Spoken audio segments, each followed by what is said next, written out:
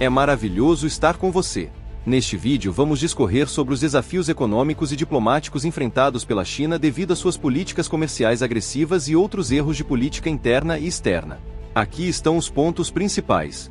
A China disse que os Estados Unidos estão brincando com fogo, depois que Washington anunciou recentemente 866 milhões de dólares em ajuda de defesa para Taiwan, incluindo sistemas de rádio tático e suportes de armas.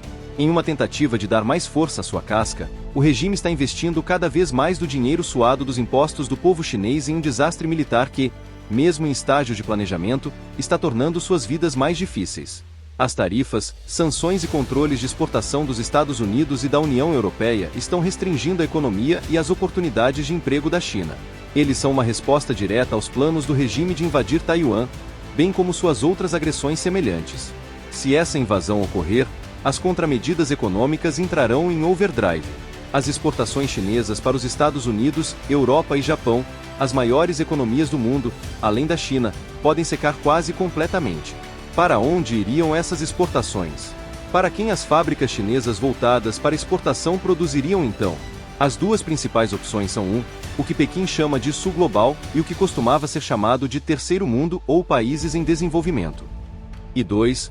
Produção para consumidores domésticos dentro da própria China. A China conseguiria manter seus gastos com defesa se transformasse sua atual economia de exportação em uma economia focada em consumidores domésticos e exportações para o Sul Global? Certamente haveria custos de transação substanciais, pois esses consumidores mais pobres tendem a comprar bens menos luxuosos do que nós no Ocidente. A renda per capita disponível média na China é de 39.218 yuans, de acordo com o regime. Isso é menos de 5.400 dólares por mês. O número real é provavelmente menor, e a mediana é ainda menor. O salário mínimo mensal da China é talvez um melhor indicador de como os pobres na China realmente vivem. Ele difere de província para província, mas está dentro da faixa de 211 dólares em Xinjiang a 370 dólares em Xangai. Forçar a economia chinesa a se reequipar para consumidores relativamente mais pobres implicaria custos maiores, ou os bens de luxo fabricados na China para exportação teriam que ser vendidos para trabalhadores relativamente pobres por uma fração do custo. As fábricas que produzem artigos de luxo teriam que ser reequipadas para fazer itens mais simples por mais barato, ou mais provavelmente, um pouco dos dois. O PIB da China experimentaria um crescimento real negativo, e as receitas fiscais do regime sofreriam.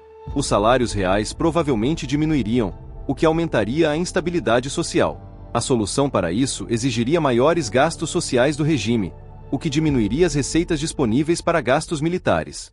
Os gastos militares chineses estão atualmente em 319 bilhões de dólares anualmente, de acordo com o Instituto Internacional de Estudos Estratégicos.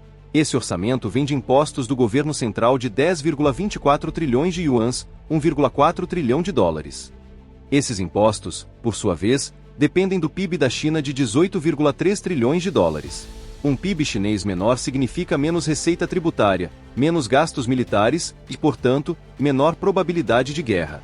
Visar o PIB da China, portanto, faz sentido se o mundo quiser permanecer em paz. Não devemos apenas buscar tarifas, sanções e controles de exportação em resposta às práticas comerciais injustas do regime. O objetivo dessas contramedidas econômicas deve ser forçar a China a um crescimento econômico negativo até que ela comece a seguir as regras internacionais que os Estados Unidos ajudaram a fundar após a Segunda Guerra Mundial. A mensagem para o povo chinês deve ser que queremos apoiá-los em seu desenvolvimento econômico, mas não se esse desenvolvimento resultar nos tipos de ameaças do PCC agora comuns contra Taiwan e outros países vizinhos da China.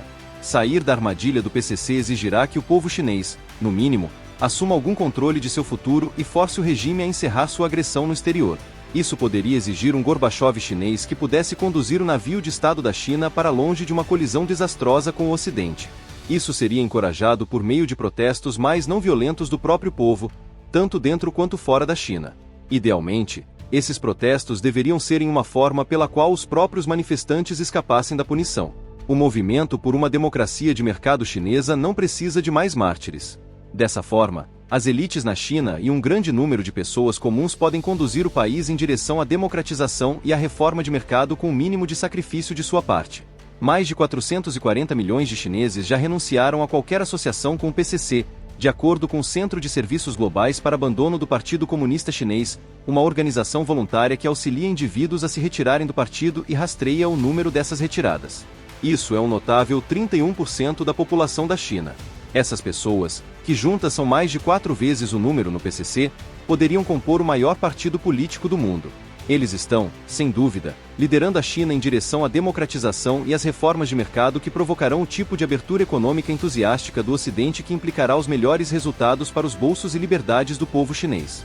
Se a China pode provar suas boas intenções ao Ocidente se tornando uma democracia de mercado, o Ocidente quase certamente provará suas boas intenções em relação à China por meio da abertura econômica.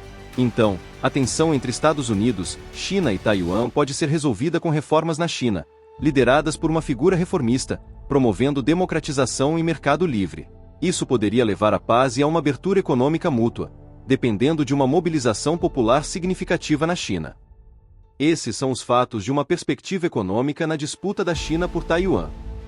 Inscreva-se no nosso canal para receber informações valiosas sobre a geopolítica global. Obrigado por assistir. Até o nosso próximo vídeo.